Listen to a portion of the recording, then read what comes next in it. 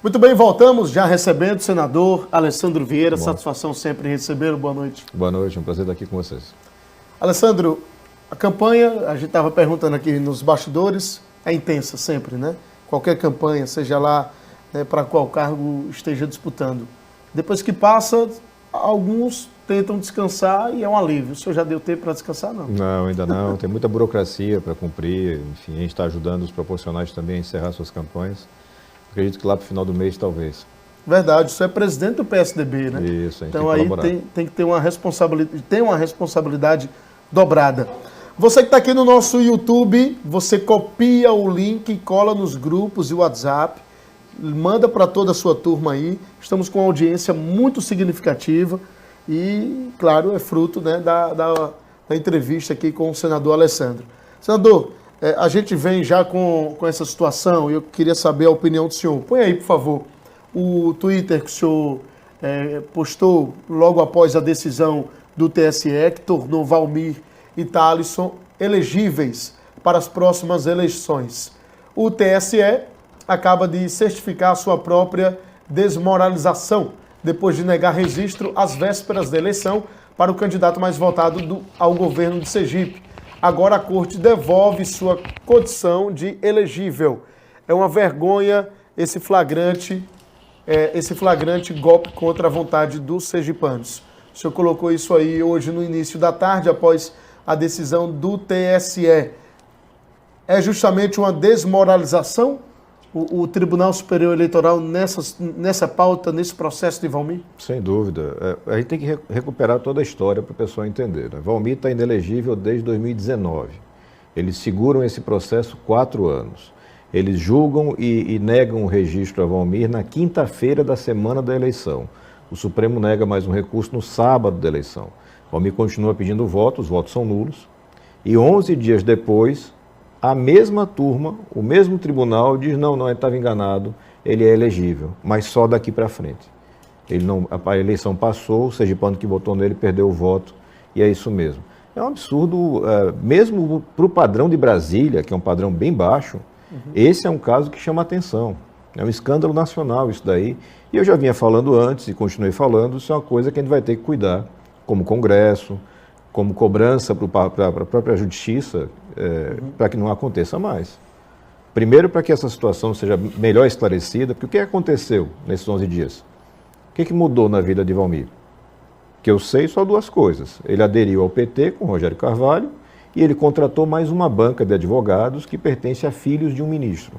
Foram as 2 coisas que aconteceram em Brasília diferentes. De um dos ministros que votou hoje? Do STJ, não. STJ. Sim.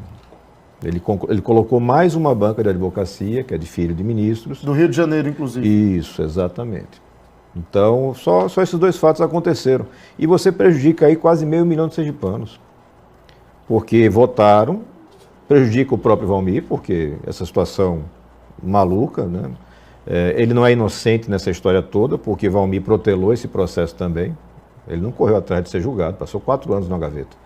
Mas o que aconteceu... Entrou em pauta em 2021 2 vezes, né? E foi tirado deles. A pedido da advocacia dele, se não me engano. Então, a pedido de Valmir, esse processo foi retirado 2 vezes. Lá atrás, exatamente. É o que eu tenho conhecimento. Sim.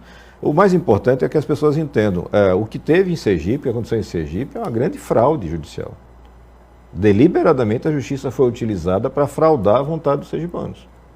Brincando de botar para ser candidato, tirar de candidatura, depois devolver, sem justificativa nenhuma. Isso aí é será seguramente objeto de análise no futuro. Mas, senador, o senhor há de convir que no registro de candidatura, naquele processo que foi impugnado, né, a candidatura dele foi impugnada na quinta-feira pelo TSE, não era provável, aliás, era improvável que o TSE deferisse aquela candidatura por conta desse processo de abuso de poder político, né, que tornou ele inelegível. Na avaliação do senhor, esses embargos que foram julgados hoje, deveria ser julgado antes do registro de candidatura, é isso? Sem dúvida. Veja, a gente não está falando de uma ação de alta complexidade, né? O relator escolhe o momento que coloca em pauta. E no caso específico, se escolheu deliberadamente pautar para depois da eleição. Então você tinha muito claramente, era o único candidato a governo naquela situação, já as pesquisas apontando uma grande intenção de voto em Valmir, e você teve essa manutenção artificial de uma condição de inelegível, condição que foi corrigida 11 dias depois. E aí eu repito, o que aconteceu nesse intervalo para essa turma mudar de opinião tão ligeiro? É lamentável você ver novamente a cúpula do judiciário envolvida numa situação muito nebulosa e que prejudica a vontade do sergipano. O que vai acontecer agora? A eleição não volta atrás, não dá ré. A decisão só muda para frente.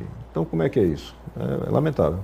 Senador, inclusive eu sempre coloco aqui nas minhas intervenções e nos meus comentários, porque eu não entrei no mérito, né, do processo, se ele deveria, né, se tornar inelegível, se a elegibilidade dele deveria ser mantida, enfim, restabelecida, melhor dizendo. Eu não entrei nessa discussão.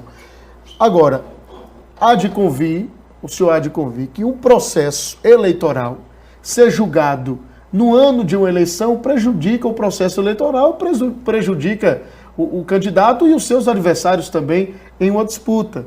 Então, o senhor lá na discussão no Senado poderia, né, colocar alguma discussão nesse sentido, em pauta, uma possibilidade de colocar um período, olha, não se pode julgar um processo eleitoral para tornar um político elegível ou inelegível 6 meses antes, vamos supor, 1 ano antes de uma eleição? Veja, o problema é mais grave que isso, né? Porque a legislação já impõe que esses processos são prioritários.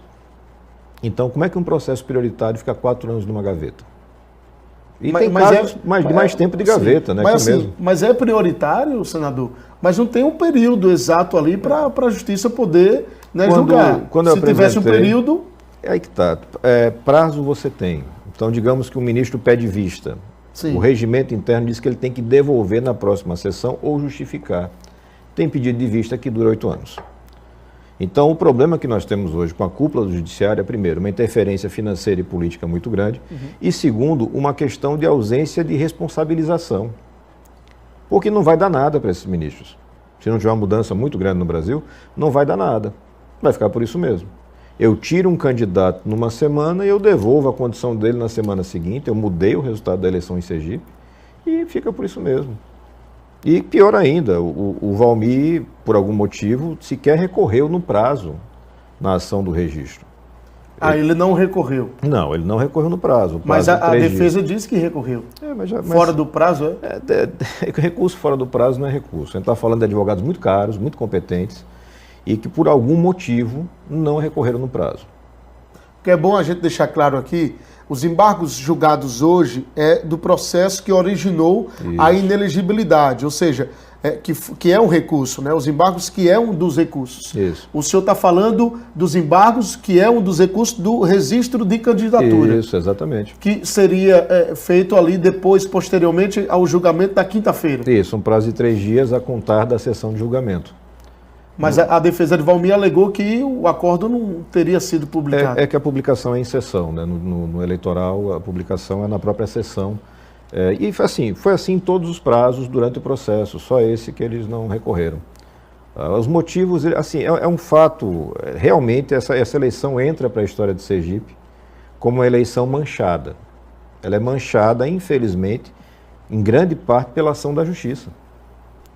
Primeiro a Justiça que bota na gaveta um processo, e eu não entro e nunca entrei no mérito de se é culpado ou não é culpado. A minha discussão é que tem que julgar. As pessoas têm que poder votar esclarecidas, informadas. Sim. E aqui em Sergipe foi o contrário, se trabalhou violentamente para desinformar o eleitor. E o resultado foi aquele que a gente, enfim, antecipou. Votos em grande número anulados e a condução dos 2 candidatos que saem do bloco governista para o segundo turno. Quem assiste o programa, a audiência aqui diária, muitas das vezes são eleitores, né, dos candidatos em questão, e muitos espectadores também são eleitores independentes, que não têm lado partidário, sim, que não têm ligação política partidária com nenhum, né, dos candidatos, inclusive o senhor. Então, quando Valmir o registro de candidatura foi indeferido pelo TSE na quinta-feira, pela manhã inclusive, à noite eu estava justamente com uma discussão aqui com o advogado e a gente informou que os votos de Valmir seriam nulos. E eleitores, a torcida, né, de Valmir tentando tirar essa informação como mentirosa, enfim. Então as pessoas acreditavam em tudo que era dito, falado ali, né, pelos candidatos, principalmente por Valmir Francisquinho. Mas Valmir agora, e aí eu trago aqui, o Aleph, vamos colocar um trecho aqui da fala de João Fontes? Veja só, o primeiro suplente de Eduardo Amorim, ex-deputado federal João Fontes, esteve aqui na terça-feira, e é um trecho da entrevista muito importante, emblemático, porque ele fala que essa atribuição da culpa que Valmir coloca em Fábio Mitidieri é justamente uma estratégia para justificar o apoio que ele está dando a Rogério Carvalho. Tá no ponto aí? Põe no ar.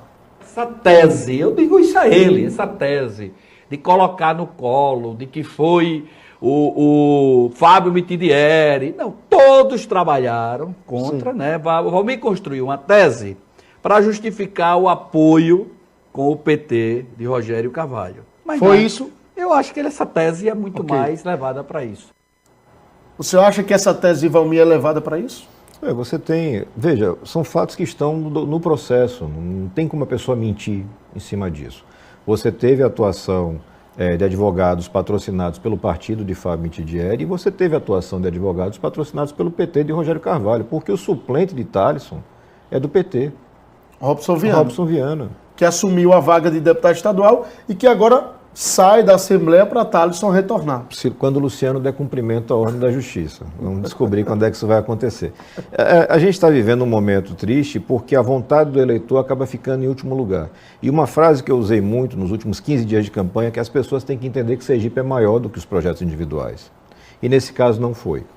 Nesse caso, o Valmir colocou em primeiro lugar o seu interesse, o do seu filho, que foi eleito, do seu apoiado Marcos, que foi eleito, com méritos, com votos mais do que suficientes. O resultado da urna tem que ser respeitado. Mas as pessoas precisam abrir o olho para entender que está valendo muito mais a vontade de uma pessoa do que a vontade do povo sergipano, o futuro de Sergipe. Então, não há como você escapar dessa realidade.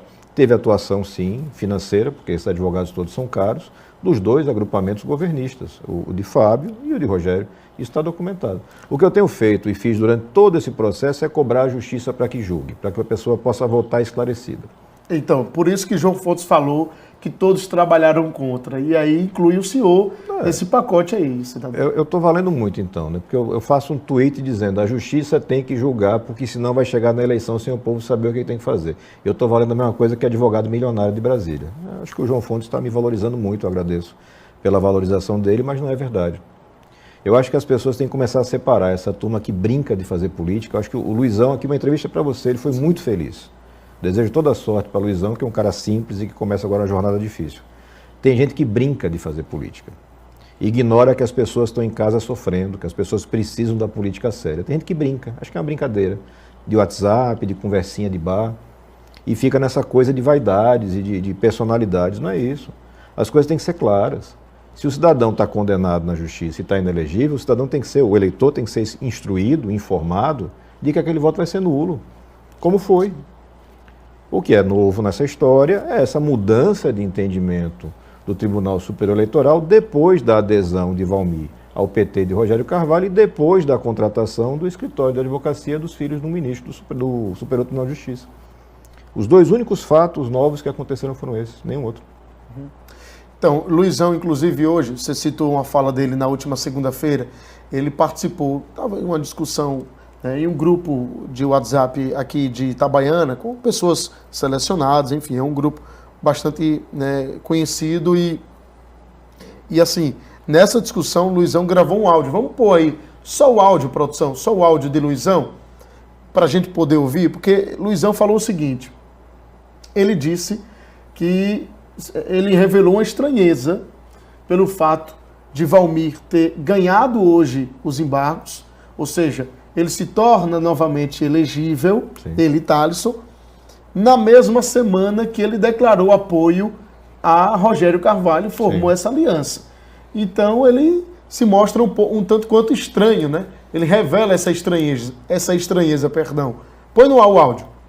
Ô, Foca, essa ida de Valmir lá para o Rogério, eu achei ela meio que esquisita. E no primeiro momento, eu achei que fosse uma coisa equivocada, entendesse? Você vê um cara que está numa eleição bonita, uma eleição que o estado todo quer o cara, e o cara impedido ali, e de repente os votos do cara são invalidados, o pessoal vota, de repente o voto não vale, e de um dia para a noite o cara se alia a um dos adversários dele, e a situação, a vida do cara, a vida política do cara se resolve de um dia para a noite, é coisa de se estranhar. Entendeu? Se eu acho que se Valmir partiu para esse caminho aí, para tentar descobrir quem de fato prejudicou ele deu uma grande acertada e de fato ele descobriu mesmo. É bastante novo. O raciocínio do Luizão está correto, né? Você tem uma situação totalmente fora do normal. E o que aconteceu entre um momento e outro, como eu disse, a contratação de uma banca, mais uma banca de advocacia cara nesse processo, que foi recheado de bancas de advocacia, escritórios de advocacia caríssimos, e a aliança com o PT de Rogério Carvalho. Foi isso que mudou. E, sob o ponto de vista individual de Valmir, pensando no umbigo de Valmir, deu tudo certo. Ele começou esse jogo inelegível até 2026, aliado do prefeito Itabaiana. Ele acaba o jogo com um deputado estadual, um deputado federal, volta a ser elegível e aumenta ainda mais a influência que ele já tem aqui no município. Então, pensando nele, deu tudo certo. Agora, pensando em Sergipe, em quem depositou em Valmir uma esperança de mudança, aí não, essa esperança foi traída. Então, na avaliação do senhor, o plano de Valmir se concretizou, é isso? Eu não tenho como dizer que esse era o plano de Valmir desde o começo. Eu tenho como avaliar o que aconteceu, né? O que é público. O que é público? Você tem toda uma candidatura e uma campanha feita em cima de uma situação que era de inelegível, registro de candidatura negado. Na quinta-feira da semana da eleição já se sabe que o voto vai ser nulo, e Valmir e o seu grupo continuam falando, e eles continuam até o dia da eleição, falando que votem em Valmir porque o voto vai valer. Inclusive, no prazo, no dia 12 de setembro, ele não substitui a candidatura que era cogitada nos bastidores, um possível apoio aí a Emília Correia. Emília seria apresentada como substituta. Ficou muito claro que para Valmir o mais importante é o interesse dele e do grupo dele, né? O interesse de Sergipe foi colocado em segundo plano. Mas essa é uma avaliação que o eleitor vai ter que fazer e o tempo vai permitir que faça. Então foi muito claro, o voto nulo foi estimulado, as pessoas foram para as urnas. Até hoje tem gente que acredita que vai mudar o resultado da eleição. Até hoje, passados 11 dias. E você tem um volume inédito de votos nulos na eleição sergipana. E claramente a vontade que se tinha de uma mudança de grupo não se concretiza. Você tem Fábio e Rogério, são diferentes, mas partem da mesma origem, que é o grupo governista. Isso foi lamentável porque você teve uma interferência da justiça, uma atuação de advogados, enfim, todo esse jogo que Sergipe acompanhou e que a gente vai tentar trabalhar para botar mais luz em cima. Porque a preocupação não é com essa eleição caminha para o seu encerramento, é com o futuro. Aí não pode permitir que isso volte a acontecer. Então, se vai ser mudança de lei, eu não sei. Eu particularmente defendo desde 2019 que a conduta de alguns ministros de cortes superiores tem que ser apurada, porque é uma conduta totalmente atípica. Então, o relator de um processo que era importantíssimo o processo, há 11 dias atrás não podia julgar, hoje pode. Por quê? Então, isso tem que ser esclarecido, eu espero que a gente consiga esclarecer. Senador, a respeito da coincidência, esse nome coincidência foi muito colocado hoje à tarde, depois, né, do julgamento lá dos embargos. Então, na avaliação do senhor, não tem nada de coincidência. Na mesma semana, Valmir declara apoio a Rogério Carvalho e tem toda a sua situação jurídica eleitoral resolvida lá no TSE. É muito provável que você tenha uma influência disso, né? Ele vai precisar literalmente investigar esse tipo de situação. Eu não sei se ele vai conseguir força, espaço, porque a cúpula do judiciário é intocável. Eles decidem as coisas e mudam decisões de acordo com o investigado, o réu. A gente vem assistindo isso já há muito tempo. Desta vez, um episódio que impactou a eleição em Sergipe, impactou de forma definitiva a eleição sergipana. Porque se essa decisão tivesse sido estabelecida uma semana antes, 2 semanas antes, você teria caminhado para as urnas com uma outra condição. O senhor chegou a conversar com o Valmir? Depois desse pleito... semana decisiva, na última semana ali da eleição? Não. Me parece que Valmir já tinha uma decisão na cabeça dele de permanecer até o final. E foi o que ele fez. Eu não tive diálogo direto com ele. Pessoas ligadas a Valmir, o próprio Adailton, mantinha um contato quase que diário, mas não a figura do Valmir. Depois do julgamento da quinta-feira, do indeferimento da candidatura, o senhor gravou um vídeo falando sobre o tal do voto útil. Sim. O voto em Valmir seria anulado. Valmir, de certa forma, e aí até então se tinha ali um apreço, uma proximidade entre vocês, e depois desse vídeo algumas pessoas comentam também, em declarações do próprio Valmir, né, que ele teria ficado chateado com essa declaração do senhor. É um problema dele, eu não posso cuidar da chateação de ninguém. Eu não posso deixar de falar a verdade porque você vai ficar chateado. Manhoso não gosta quando você mostra qual é a manha. Anular os votos foi uma atitude de manhoso. Prejudicou a eleição, isso é fato. Não adianta o cara agora fazer biquinho, não. Pensou em si mesmo, teve um sucesso próprio, individual, parabéns, mas Sergipe foi prejudicado. O eleitor depois vai avaliar. Eu não posso, e é uma prática minha, eu não deixo de fazer as coisas porque alguém vai achar ruim. Eu tenho sempre que tentar fazer o mais certo possível. O que eu tenho feito nesse processo é mostrar, a realidade é essa. Então, por exemplo, essa informação da contratação da banca de advogados do filho do ministro, é uma informação importante para o cidadão entender. Porque isso tudo envolve muito dinheiro. E tem impacto nas decisões. E de certa forma não são propagadas, divulgadas, noticiadas, né, e o senhor está justamente trazendo isso à tona, né? A defesa Joga de a Valmir, informação. a defesa de Valmir não recorreu da última decisão do TSE que negou o registro. Eles recorreram fora do prazo. Recurso fora do prazo não vale nada. Foi proposital isso? Não tenho como afirmar isso porque me falta informação. Mas é uma banca de advogados caros, um escritório caro, advogados competentes e perderam o prazo. O cara briga para ser candidato até a última hora. Na véspera da eleição ele perde um prazo. E aí na condição já de derrotado, enfim, porque os votos são nulos, aí ele tem os direitos devolvidos. É tudo muito, muito estranho e muito prejudicial para Sergipe. A gente vai para um rápido intervalo comercial, me permita, senador. A gente volta em 2 minutos com mais entrevista com o senador Alessandro e eu quero saber do senhor a respeito de Daniele Garcia. O senhor já conversou com ela? O Podemos já justamente se manifestou, né, por um apoio aí nesse segundo turno a Fábio Mitidieri, mas a delegada Daniele ainda não se posicionou. Não sei se vai seguir a mesma posição do Podemos. Em 2 minutos a gente volta e, claro, para saber aí a opinião do senador a respeito também da eleição nacional, né? Já que o senhor é um dos principais, né, líderes, um dos principais nomes das discussões lá em Brasília. Em 2 minutos a gente está de volta, não sai daí. Estamos aqui de volta, entrevista com o senador Alessandro Vieira. Senador, a respeito da disputa nacional, temos aí 2 candidatos populistas, Bolsonaro e Lula. Lula com uma popularidade muito grande, principalmente no Nordeste. Bolsonaro ali protagonizando no Sudeste.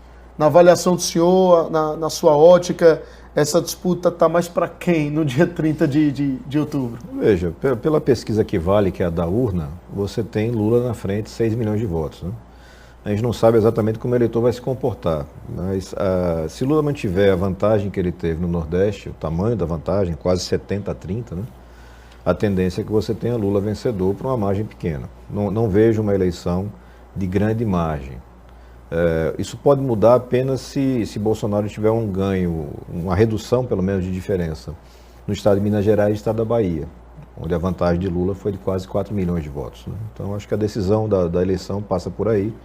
As demais regiões estão meio que paralisadas. São Paulo já está definido. Você tem Sul com a vantagem para Sul e Centro-Oeste com vantagem para Bolsonaro. Mas os grandes colégios eleitorais vão estar em Sudeste, Sudeste e Nordeste, né? E aí você tem o Lula com uma vantagem muito grande aqui no Nordeste e na parte superior do Sudeste, vamos dizer assim. Vejo uma eleição que vai ser disputada até o final, uma eleição que cada dia baixa o nível mais, é uma coisa impressionante. São fake news, ataques pessoais, manifestação dentro de igreja, a gente está num nível péssimo, mas os candidatos são esses e o eleitor vai ter que escolher. Senador, a respeito da posição do senhor, como será a posição, a postura do senador Alessandro Vieira a partir de janeiro do próximo ano, caso Lula seja eleito? Tanto faz o eleito, a minha posição continua de independência. Eu já deixei muito claro, eu não sou representado, não me sinto representado nem por Bolsonaro nem por Lula. Eu vejo hoje uma movimentação muito favorável a Lula em uma parte da política por conta de um suposto temor do radicalismo do Bolsonaro. Mas no final das contas, o que prejudica o Brasil, que é esse sistema corrupto, ele está ali por trás e ele trabalha para os dois lados. Então hoje Lula subiu no palanque do candidato a governo, o governador atual de Alagoas, que acabou de ser afastado por um caso escabroso de corrupção. Então dos dois lados você tem pessoas envolvidas com corrupção.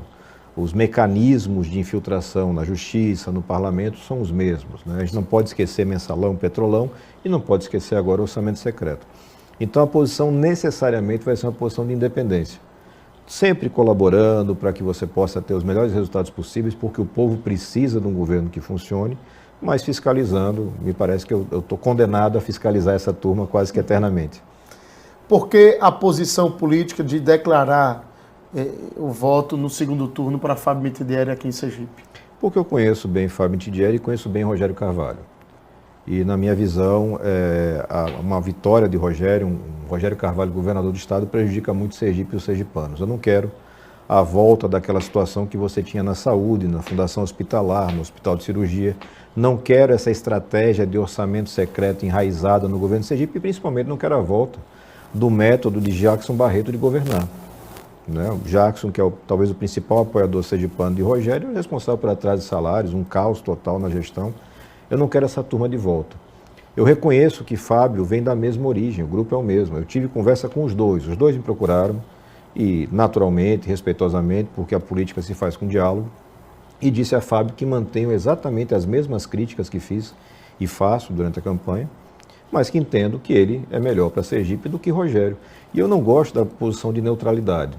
Respeito, tenho colegas que caminham nessa linha da neutralidade, mas eu não gosto. Eu prefiro errar por ação, errar tentando acertar, do que me omitir e depois sair de bonito na foto dizendo eu não sou responsável por nada. Quem está na política, quem vota, tem que ser responsável. Você tem que ter a humildade de reconhecer quando erra e mudar, tentar corrigir. Se o senhor estivesse na posição de Valmir Francisquinho, iria se manter neutro?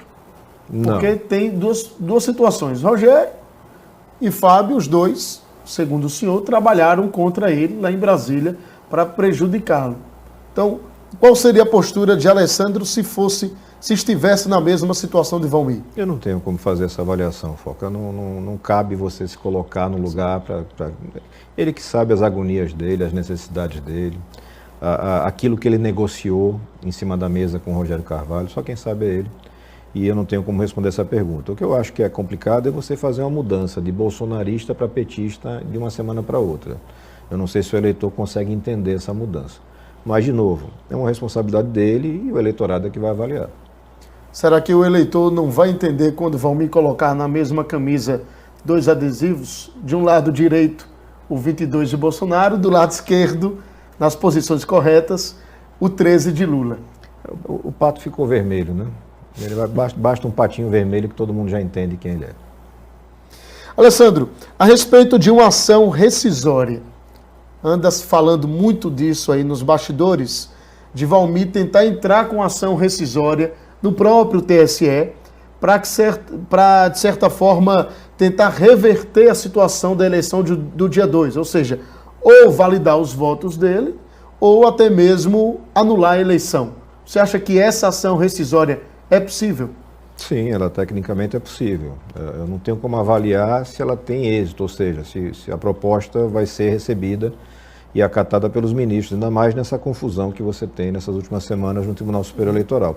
Mas que é caso, teoricamente, de rescisória, porque você teve o afastamento de um candidato por uma inelegibilidade que depois foi retirada, foi reconhecida como inexistente. Então, você teria, sim, condições de fazer a rescisória. Ele é o legitimado para apresentar. Inclusive, vamos colocar aqui na tela o fundamento, Aleph, aquele primeiro que a gente iria colocar, porque, veja só, ele obteve, posteriormente ao trânsito em julgado, essa prova que é justamente o julgamento de hoje, que não existia lá no julgamento do registro de candidatura no dia 2. Então, tá aí, olha, no artigo 966, inciso 7, do Código de Processo Civil, que diz o seguinte: obtiver o autor posteriormente ao trânsito em julgado, prova nova cuja existência é ignorada ou que não pode fazer uso, capaz, por si só, de lhe assegurar pronunciamento favorável. Ou seja, os embargos não haviam sido apreciados, não havia sido acolhido anteriormente. E aí, veja só, vem aqui para mim. E agora pode. Agora é uma prova material para justamente reverter essa situação, já que na última quinta-feira, aliás, na quinta-feira que antecedeu a eleição, não existia essa prova. O senhor acha que é possível? Sim, é possível. Não só esse inciso que vocês destacaram, mas o antecedente e o posterior também, né? Que é o erro de fato e o descumprimento de norma jurídica, né? Tem cabimento, sim, dá para sustentar essa tese. Agora, a receptividade vai depender dessa salada que você tem hoje lá, né? Vai depender da composição. Quem será o advogado? Quais serão os apoios políticos? E aí a gente vai saber se tem... Quem vai ser o relator também? Quem vai ser o relator? Provavelmente essa ação rescisória pode ser concedida uma cautelar antes do julgamento do colegiado. Sim, a priori é possível. O que eu imagino, numa hipótese de rescisória, é que você tem essa ação se prolongando no tempo. Ou seja, alguém vai ser eleito governador, Fábio Rogério, e você vai ter uma ação na justiça rolando para discutir a validade dessa eleição. É uma possibilidade que você tem. O Ministério Público também poderia acionar de alguma forma, mas depende muito do que o Valmir quer fazer. Esse é mais um ponto que a gente vai ter. Eu brincava durante a campanha que tinha Pantanal e a novela de Valmir, Pantanal acabou e a novela de Valmir continua. Verdade. Senador, a gente está aqui registrando a audiência, as pessoas podem participar mandando perguntas aqui, comentários para o senador Alessandro Vieira. Fique à vontade aqui no nosso chat no YouTube, ok? Mande agora sua pergunta para o senador Alessandro Vieira. Mas essa rescisória, veja só, o que é que alguns advogados estavam falando hoje para mim? Que isso é possível, mas se por um acaso essa ação rescisória valide os votos de Valmir, o que é que pode acontecer? Um segundo turno entre ele e Rogério Carvalho, que foi o segundo colocado. Em tese, Valmir, de certa forma, neutraliza totalmente Fábio e tira Fábio dessa disputa do segundo turno e vai para uma disputa contra Rogério Carvalho, que ele agora é aliado. É uma celeuma muito grande essa situação. Né? É uma situação que literalmente nunca aconteceu nessa proporção. Então a gente não tem nem como fazer uma análise no sentido de o que é mais provável na justiça. Né? Repito, ele tem condições técnicas de apresentar uma ação rescisória, mas é impossível prever qual seria o resultado disso. Ninguém nunca teve uma situação parecida, até onde eu tenho conhecimento. O Carlos da Silva, ele é um crítico aqui à CPI da Covid, e ele falou que a CPI dos prefeitos e governadores para investigar o montante de recursos que foram enviados para os estados e municípios não ocorreu. O senhor foi favorável também a essa CPI? Sim, eu apresentei requerimento de convocação de governadores e prefeitos. O Supremo Tribunal Federal decidiu que não seria possível fazer essa apuração no Senado, ela deveria ser feita em assembleias legislativas. Aqui em Sergipe a gente tentou fazer a CPI, faltou uma assinatura. É importante registrar que nem Maria assinou, nem Thalisson de Valmir assinou, para depois ninguém dizer que era oposição a Belivaldo. Exatamente, bem lembrado. Nenhum dos dois assinou. A CPI da Covid, que inclusive foi protocolada e discutida amplamente, liderada por George Passos, não foi assinada por Maria Mendonça, que é aliada ao atual governador, e nem por Thalisson. Luciano Bispo também, e aí todos nós estava justamente já cogitando essa possibilidade, porque eles eram aliados, evidente, ao governador. Então, causou estranheza a não assinatura do próprio Thalisson, ou seja, Thalisson quis que não investigasse ali o governador Belivaldo. Do grupo específico de Valmir, você teve Thalisson não assinando e Zezinho Guimarães desassinando. Ele assinou e tirou a assinatura, ainda foi pior. Por isso ele não teve aqui em Sergipe, acabou acontecendo essa CPI no Rio Grande do Norte, com bons avanços, bons trabalhos feitos lá. Eu acho que agora a gente vai ter que avançar mais nessa discussão sobre comissões parlamentares de inquérito. A gente deve retomar nesse novo cenário, com um novo Senado, a discussão da CPI da toga. Né? Lembrar que em 2019 eu já falava dos problemas do judiciário, necessidade de investigação. A gente conseguiu as assinaturas, mas num acordão que envolveu Bolsonaro por conta dos filhos, envolveu o PT, o relator foi Rogério Carvalho, o relator do arquivamento da CPI foi Rogério Carvalho, e essa turma do Centrão, você não teve CPI em 2019. Vamos ver se agora em 2023 a gente consegue fazer. Eu acho que é muito importante, uma coisa técnica, sóbria, para a gente apurar a conduta de ministros. Não é mérito de decisão, porque o Legislativo não pode discutir mérito de decisão. Agora eu posso sim discutir as circunstâncias. Eu tenho que apurar o que é que acontece. Eu tenho que entender como é que se dá essa relação entre escritórios de advocacia e ministros, muitas vezes com parentes. Então, o Valmir contratou nesse processo o escritório que tem a mulher de Dias Toffoli e depois contratou esse outro escritório que é com os 2 filhos lá do ministro Salomão. Então, eu tenho que entender como é que é isso daí. Isso é normal? É assim mesmo? Como é que funciona nos outros países? É assim? Meu Então, filho pode advogar? Então, a CPI da Lava Toga deve voltar no próximo ano. Vamos fazer novamente uma tentativa, sempre tentando te separar joio do trigo. Sim, tentativa de implementar, claro. Colher assinaturas, um requerimento sóbrio, sem essas coisas de ideologia, de radicalismo. Não, é uma coisa técnica. Olha, eu quero entender por que é isso. Como é que pode ficar um processo na gaveta há 8 anos e não dá nada para o ministro? Como é que um ministro pode sozinho suspender uma decisão que é do Congresso Nacional, da Presidência da República e joga essa liminar na gaveta e ninguém julga depois? Isso tem que ser resolvido. O senhor vai contar com 16 novos senadores e muitos deles aí, aliás, 16 novos senadores aliados a Bolsonaro. Sim.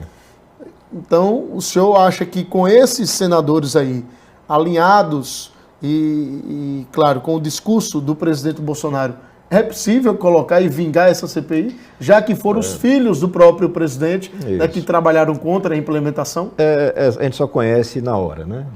Só conhece o cara na hora da briga, né? Na hora da campanha, na hora da conversa na internet, todo mundo é valente, todo mundo é bonito. Na hora que você coloca lá para valer, não é todo mundo que aguenta o tranco. A gente conseguiu da outra vez as assinaturas, acho que vamos conseguir novamente as assinaturas, são 27 assinaturas, o mínimo que você tem que conseguir, acho que vamos conseguir, num requerimento ainda mais robusto, mais técnico, para a gente poder fazer uma apuração e colaborar para a melhoria, porque no final das contas o que todos nós precisamos é de uma justiça que funcione. Porque se a justiça não funcionar corretamente, você não tem democracia. Você tem, no mesmo estado, Sergipe, o cara que é declarado inelegível num processo que anda numa velocidade X e aquele que fica com o processo guardado o resto da vida. Então a gente tem que entender essas coisas, descobrir onde é que está o problema e resolver. Aí a gente dá um passo adiante como democracia. Na última segunda-feira eu coloquei aqui no ar uma matéria de Lauro Jardim, da coluna de Lauro Jardim, no jornal O Globo, que ele revela um jantar do Cássio Nunes Marques, ministro do STF, no apartamento de Rogério Carvalho. Cássio Nunes Marques, que foi um dos ministros que votou contra Valmir lá no dia 23 de junho para tornar ele e Thalisson inelegíveis. O voto decisivo. O voto decisivo, inclusive. Esse jantar ocorreu? Eu não sei, eu não ando nesse tipo de ambiente, eu não sei dizer se teve o jantar ou não. Foi noticiado, foi bastante comentado, mas eu não tenho essa confirmação. Eu realmente não tenho relação social com Cássio, com Rogério, não faz parte. Lá nos corredores do Senado não foi comentado esse jantar não, senador? Veja, infelizmente você tem uma proximidade excessiva entre juízes, né, ministros dos tribunais superiores e esse mundo da política. Poucos se destacam fora dessa prática. A atual presidente, Rosa Weber, ela é muito conhecida por não ter esse tipo de relacionamento. Mas outros, como é o caso do Cássio Marques, é o contrário. Ele sempre teve um relacionamento muito próximo com a política, com empresários, com determinados advogados. Isso foi objeto de questionamento meu na sabatina.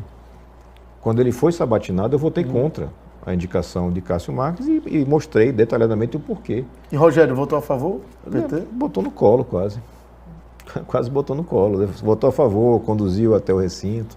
Fez uma sabatina elogiosa, carinhosa. Veja, para fazer esse enfrentamento que eu faço, não é qualquer um que faz não, porque se você tem processos, e o Rogério tem processo, ele sabe disso, tem alguns acordos aqui feitos no tribunal para suprir casos de improbidade onde ele foi condenado, esse cara normalmente tenta tratar melhor o judiciário. Eu trato respeitosamente, mas com independência. Eu acho que juiz, promotor, ministro, tem que ser tratado como qualquer cidadão. Se o Foca cometer alguma besteira aqui, vai ter processo, vai ter investigação. E o ministro não? Ele não é nenhum escolhido por Deus, não. Ele é um cidadão como a gente, está debaixo da mesma Constituição e tem que ser apurado, tem que ser investigado. O Cássio já chegou por uma trajetória tortuosa. O Cássio chega ao primeiro espaço dele no judiciário pelas mãos do PT. A esposa era, inclusive, funcionária do gabinete do senador do PT. Depois ele consegue chegar a ministro pelas mãos do bolsonarismo. E aí você vê como essas coisas são conectadas no submundo. Como ele transita, né, nos dois agrupamentos. Por debaixo assim. do pano, essa turma se abraça. Eu vejo, e assim, eu tento ajudar as pessoas. Olha, vocês estão se matando no WhatsApp, parente deixando de falar com parente.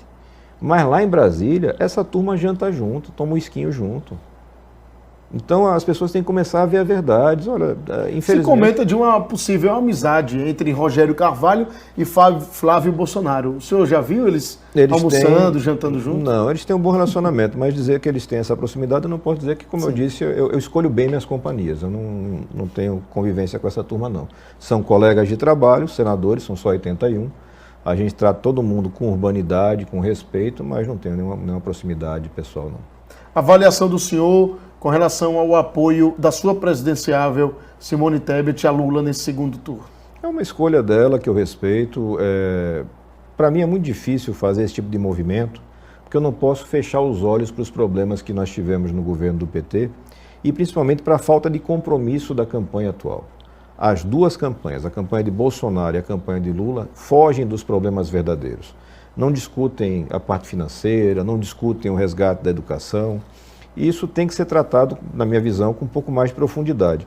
Mas Simone fez um movimento que é um movimento, como eu disse, da maior parte dos partidos e dos políticos desse centro-direita, centro-esquerda.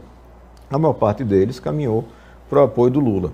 A posição do senhor nesse segundo turno presidencial? Eu continuo cobrando mais informações. A gente tem que ter responsabilidade, porque hoje, de toda sorte, quando eu manifesto uma opinião, você acaba influenciando pessoas. Então o senhor se mantém neutro, é isso?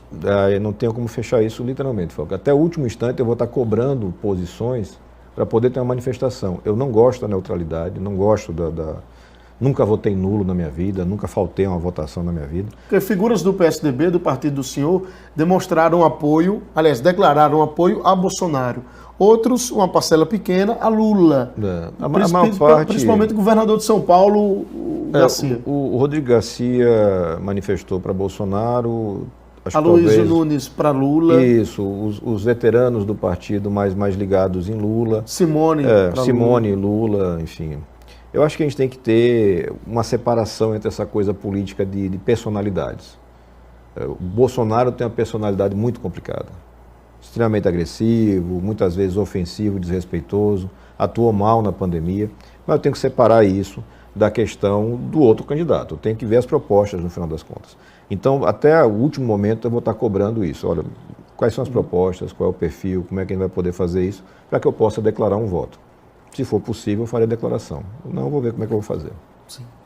Perfeito. Senador, obrigado pela presença do senhor aqui no programa. A gente agradece a atenção de toda a equipe, né? Principalmente da Laísa. Um abraço para a Laísa, sempre atenta e ágil. Sim. E disponha sempre da TV Itnet. Quando começar os trabalhos em 2023, o senhor volta aqui para a gente fazer ali já um parâmetro, perspectiva para o ano, né? Lá no Senado, com o próximo presidente ou, né, caso o Bolsonaro seja reeleito. Forte abraço. Muito obrigado pelo espaço. Valeu.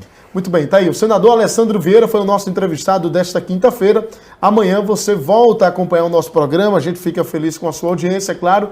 E manda para toda a sua turma, copia o link, cola nos grupos e WhatsApp. Às 7 horas, amanhã a gente volta a se encontrar. E lembre-se, vamos alimentar nossa fé, senador, para que os nossos males, os nossos medos morram de fome. Até amanhã.